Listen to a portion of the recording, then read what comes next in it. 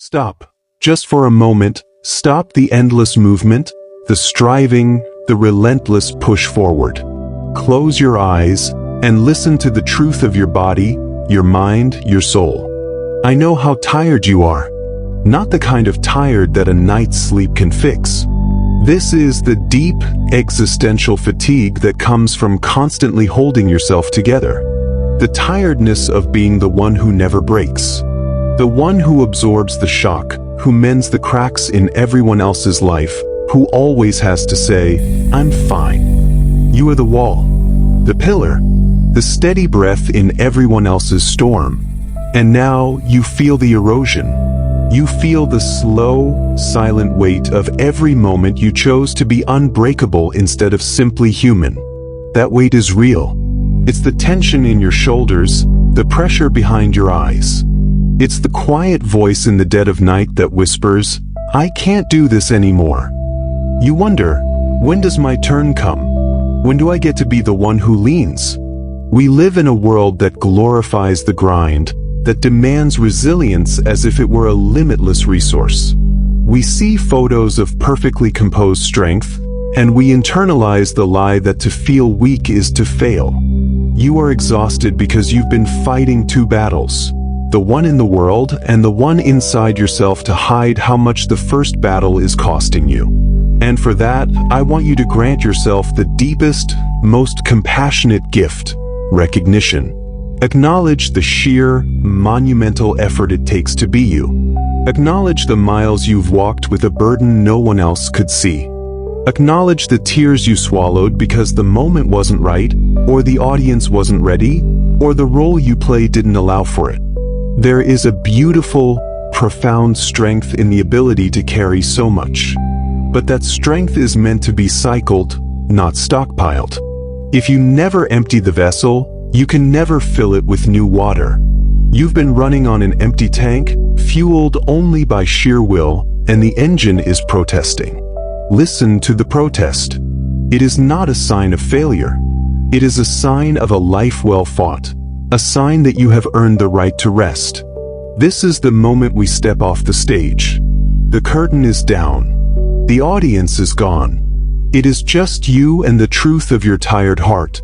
You do not have to perform for me. You do not have to perform for yourself. We are going to find a different kind of strength now. A quiet, deep, regenerative strength that is found, paradoxically, not in holding on, but in letting go. Breathe in. Acknowledge the pain. Breathe out. Allow the recognition to sink in. You are tired, and that is okay. In fact, that is our beginning. Why do we do this to ourselves? Why do we choose the exhausting path of the unbreakable? We build armor, layer after layer of controlled composure, perfect answers, and emotional distance. This armor wasn't built for malice. It was built for survival. It was built in moments when we felt unsafe, unseen, or unloved. Maybe you learned early that showing need was a weakness that others would exploit. Maybe you realized that if you didn't fix it, no one else would. Maybe you simply decided that your pain would be too much of a burden for those you love, so you sealed it away deep inside the vault of your heart. But armor is heavy. It's meant to protect you from damage, but it also isolates you from connection. It's hard to hug someone when you're encased in steel. It's impossible to be truly nourished when you can't open the visor to let in the light. We confuse the mask with the soul. We start to believe that the projection of strength, the perfect job, the stable home, the smiling face, is our value. And if that mask cracks, if that control falters, we fear we will be worthless. This fear creates a crushing pressure.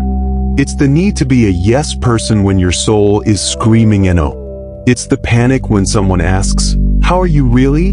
Because the answer requires you to dismantle a part of the fortress you worked so hard to build. Let's look at the price of the facade.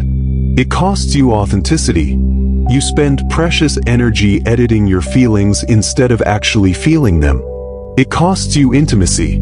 Real connection thrives in the shared space of imperfection. Your armor pushes people away, even the ones you desperately want to let in. And most tragically, it costs you self-compassion. You hold others to a standard of human kindness, but you hold yourself to a superhuman, flawless ideal.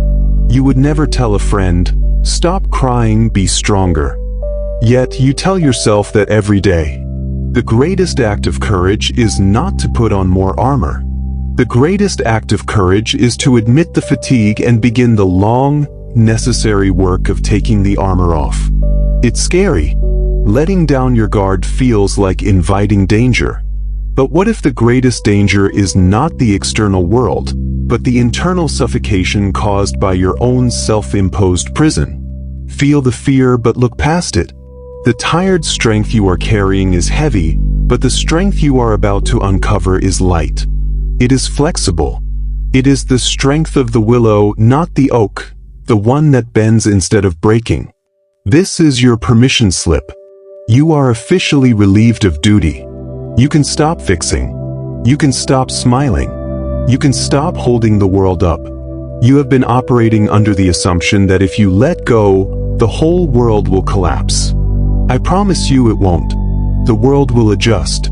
The people who truly love you will hold the line while you rest. The things that matter will still be there. This isn't about giving up, it's about strategic surrender. It's the wise decision to let the wave wash over you instead of trying to push the entire ocean back. Think of an athlete whose muscles are cramping. They don't win the race by straining harder. They win by stopping, stretching, and releasing the tension. Their brief surrender is what allows them to finish. Find a place in your mind, or right where you are, to just drop the weight. Imagine everything you've been carrying. The disappointments, the unspoken anxieties, the responsibility for others' happiness. See it all as a heavy, cumbersome rucksack. Now, with a sigh, with a physical release of tension, drop it. It clatters to the floor. It makes a sound. It feels loud and sudden. And then, the silence, the lightness, the sheer relief. This moment of collapse is not a moment of weakness. It is an act of profound self-respect. It's your soul saying, "I matter too." Allow yourself to feel the things you've been running from. That lump in your throat? Let it swell. Those tears you held back? Let them cleanse. The frustration that's been boiling underneath? Let it rise and pass. You are not weak for breaking. You are powerful for choosing to mend. The break is the necessary first step toward true, lasting repair. The vulnerability is the signal flag you send to the universe, to your loved ones, and most importantly, to yourself, saying, "I am ready to heal." Embrace the messy, imperfect beauty of a human being who is tired. It is the most honest, most authentic version of yourself you've been in a long time. We need to change the dictionary. We need to tear up the definition that says, strength equals control plus concealment. We're going to replace it with a true, radical definition. True strength equals honesty plus healing. Vulnerability is not a deficiency, it is a superpower. Think about the person you admire most. Is it the person who pretends they have it all together, or the one who bravely shared their struggle, fought their way out, and came back to help you? We trust the person with scars, not the person with an untouched veneer. Scars are proof of survival. They are testimonials to the battles that were fought and won. When you are vulnerable, you are simply stating a fact. This is where I am. This is what I feel. I don't have the answer right now. This isn't giving power away, it's claiming your reality. And here is the paradox. When you admit you need help, you tap into the greatest source of human strength, each other. The most beautiful exchange in human existence is this: I am weak right now, can you hold me? And the answer is, yes, I can, and thank you for trusting me enough to ask. Every time you say, I am scared, you make the fear smaller. Every time you say, I am tired, you make the burden lighter.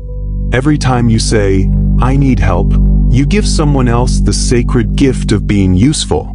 You give them purpose. You give them a chance to be the strong one, which is an honor. You are not draining others by asking for support. You are enriching the relationship with truth. Remember, the opposite of strength isn't weakness. The opposite of true strength is rigidity. The rigid thing shatters under pressure.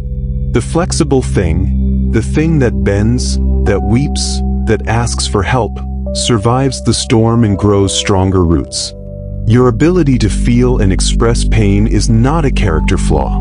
It is a sign of your depth, your courage, and your incredible capacity for life. You've dropped the weight. You've embraced the truth. Now, how do we begin the mending? It's a slow, quiet process built on small, consistent acts of radical kindness toward yourself.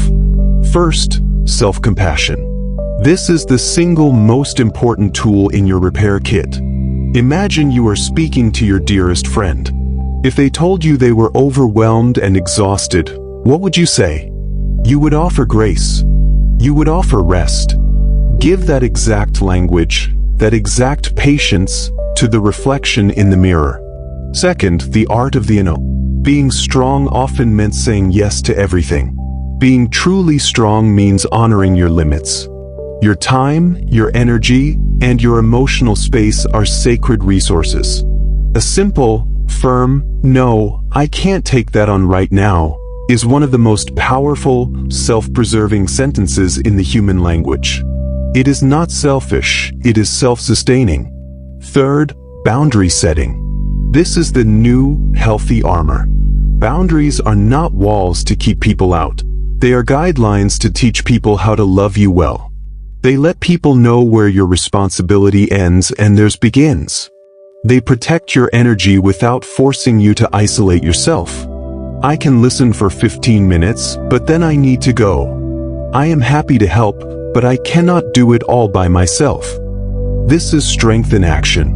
Fourth, the power of the small reset. You don't need a 3-week vacation to recharge. You need 5 minutes of mindful silence. You need one full, deep breath. You need to put your hand on your heart and feel your own presence. Give yourself tiny, non-negotiable moments every single day to simply be, to just exist without a task, a goal, or a performance. This is what it means to heal.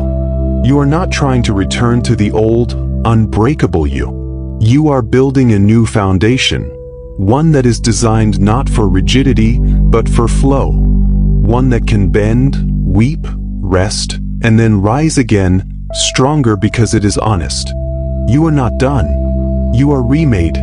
The exhaustion you felt was a necessary signal. It was the end of a chapter called The Performance of Strength, and now you step into the chapter called The Power of the Real. You have discovered that your strength isn't something you have to prove. It's something you simply are. It lives in your willingness to be vulnerable. It lives in your ability to admit error.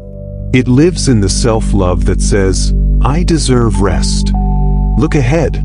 Imagine the person you are becoming, the one who speaks their truth gently but firmly, the one who can cry in the morning and lead in the afternoon, the one who has boundaries but not walls. That person is not only stronger, but they are also more magnetic, more capable of true, lasting joy.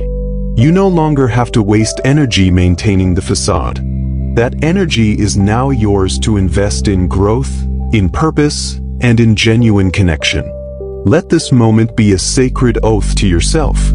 An oath to honor your fatigue, to trust your vulnerability, and to never again trade your authenticity for a false sense of security. Go and be messy.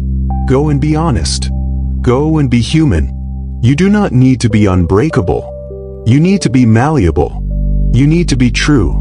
You need to be loved. The tired person you were is now resting. The new person is rising. The world doesn't need your performance. It needs your presence. And your presence, your real, vulnerable, powerful, resting, and rising self, is more than enough. You are enough.